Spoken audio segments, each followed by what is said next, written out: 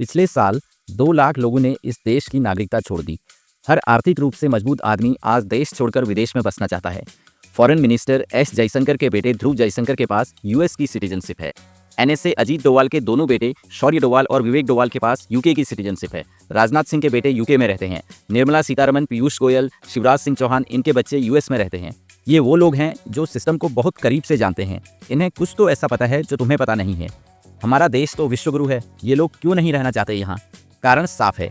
गंदा पानी, गंदी नदियाँ, गंदी हवा, खाने में मिलावट, क्वेश्चन पेपर लीक, मीडिया बिका हुआ, एजुकेशन पर किसी का ध्यान न जाना, अस्पतालों की हालत खराब, करप्शन अपने चरम पर, लोगों के पास रोजगार नहीं है, जंगल के जंगल काटे जा रहे हैं। गंदगी, मिलावट, दलाली, मक्कारी, जालसाजी, चाटुकारिता, हनक, भ्रष्टाचार, घूसखोरी, बेईमानी, चालबाजी, दोगलापन, छल, कपट, फरेब, दबंगई, गुंडागर्दी, देश न जाने कितनी ही सारी समस्याओं से घिरा हुआ है। मजाल है प्रधानमंत्री जी ने कुछ बोला हो। देश में असली मुद्दों की कोई कमी नहीं है। जहरीला पानी पीकर लोग मर रहे हैं। मध्य प्रदेश से हर दिन लगभग 28 लड़कियां गायब हो रही हैं। प्रदूषण ने लोगों की जिंदगी नर्क बना दी है। पानी में यूरेनियम मिला हुआ है। उत्तराखंड में अंकिता भंडारी मुद्दे को लेकर लोग सड़कों पर हैं। बेरोजगारी अपने चरम पर है। हमारे पड़ोसी देश आज हमारे साथ नहीं हैं। चीन और अमेरिका आज हमारे ऊपर ऐसे सवार हैं जैसे हम खच्चर हों। लेकिन सरकार को फुर्सत सिर्फ एक काम की है, हर दिन नए मंदिर का उद्घाटन और ड्रामेबाजी। जनता को मंदिर मस्जिद का चूरन चटाओ और असली सवालों से ध्यान हटाओ। हाँ, एक जगह सरकार बिजली की रफ्तार से काम करती है, जैसे चुनाव से ठीक पहले विपक्षी नेताओं के खिलाफ ईडी सीबीआई की छापेमारी, या जो मंत्री दूसरी पार्टी छोड़कर बीजेपी में शामिल हो जाएं, तुरंत उसके सारे पाप धो देना। अब 2 दिन पुरानी यह खबर भी पढ़ लीजिए। राजस्थान के महेंद्रजीत मालवीय के बीजेपी छोड़ने के ऐलान के 48 घंटे के भीतर घर पर एसीबी का छापा। बस इतना बता दीजिए, अगर आपकी पार्टी में कोई भ्रष्ट नेता था तो आप आज तक कहाँ थे? जब कोई आपकी पार्टी छोड़ दे तो आपको तुरंत याद आ जाता है कि वह भ्रष्ट है। बड़ी कमाल की बात है। यही है नया भारत। बीजेपी ज्वाइन करो और सारे पाप धो डालो, और पार्टी छोड़ो तो जांच एजेंसियां पीछे पड़ जाएंगी। आज अधिकांश भ्रष्ट और बलात्कारी नेता एक ही पार्टी में हैं, क्योंकि उनका यहाँ अच्छी से ख्याल रखा जाता है। ईडी सीबीआई की छापेमारी भी नहीं पड़ती, बलात्कार भी करो तो बेल मिल जाती है, इसलिए इनके लिए काफी आराम रहता है। देश की सरकार और नेताओं के बाद अगर किसी ने इस देश को सबसे ज्यादा ठगा है तो वो हैं ये पाखंडी, ढोंगी, धंधेबाज धर्मगुरु। नेताओं और इन पाखंडियों के बीच ऐसी सांठगांठ हो चुकी है कि कोई किसी के खिलाफ बोलता ही नहीं। पाखंडी बाबा नेता से कहता है आप महान हैं, और नेता बाबा से कहता है आप महान हैं। बिल्कुल शिष्टाचार चल रहा है। ये पाखंडी राजनीति में भी खुलकर कूदते हैं। अनपढ़ निकम्मे नेताओं को खुला समर्थन देते हैं। दुनिया भर की बकवास करने वाले ये 2 कौड़ी के पाखंडी कभी किसी समस्या पर बात नहीं करते। बागेश्वर धाम बाबा के मध्य प्रदेश में नवजात बच्चों को चूहे कुतर कर खा गए। मध्य प्रदेश में ही गटर का पानी पीने से 15 लोग मर गए और हजारों अस्पतालों में भर्ती हैं।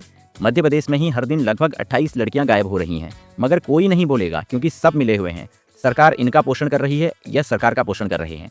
इनकी तबीयत बिगड़ती है तो इन्हें डॉक्टर का सहारा लेना पड़ता है, मगर व्यास गद्दी में बैठकर यह लोगों की कैंसर जैसी बीमारियों को ठीक करने का दावा करते हैं। आज़ादी के बाद भारत धीरे धीरे इस पाखंड, ढोंग, कुतर्क, अंधविश्वास से निकलने में कामयाब हो रहा था, मगर पिछले 10 साल में पनपे इन बाबाओं ने देश को फिर से उसी अंधे गड्ढे में धकेल दिया है।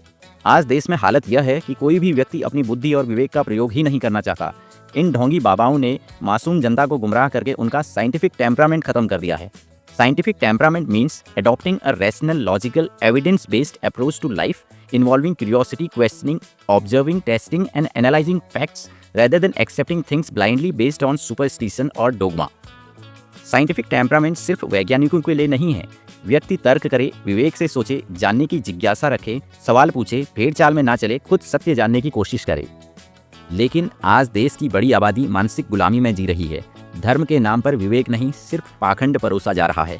यह सारे ढोंगी बाबा नहीं चाहते कि आप सोचें या आप तर्क करें, क्योंकि सोचने वाला इंसान आसानी से गुमराह नहीं होता। सत्ता भी यही सुनिश्चित करती है कि जनता ज़्यादा पढ़ लिख न जाए, क्योंकि पढ़ी लिखी जनता सवाल पूछती है। अगर जनता सवाल पूछेगी तो सरकार शोषण कैसे करेगी? हमारे अज्ञान रूपी तवे में अपनी रोटियां कैसे सेकेगी? आज देश का मीडिया बिका हुआ है। जनता तक सच आने ही नहीं दिया जाता, सबको खरीद लिया गया है। अपनी सारी नाकामी को छुपाने का सबसे अच्छा तरीका है जनता तक वह खबर पहुंचने ही मत दो। ऐसे ऐसे मामले हैं जहां सरकार की आलोचना करने पर पत्रकारों को मौत के घाट उतार दिया जाता है। तभी तो वर्ल्ड प्रेस फ्रीडम इंडेक्स में भारत की रैंक 151वीं है। देश का चौथा स्तंभ आज धराशायी हो चुका है। क्या यही है विश्वगुरु की पहचान?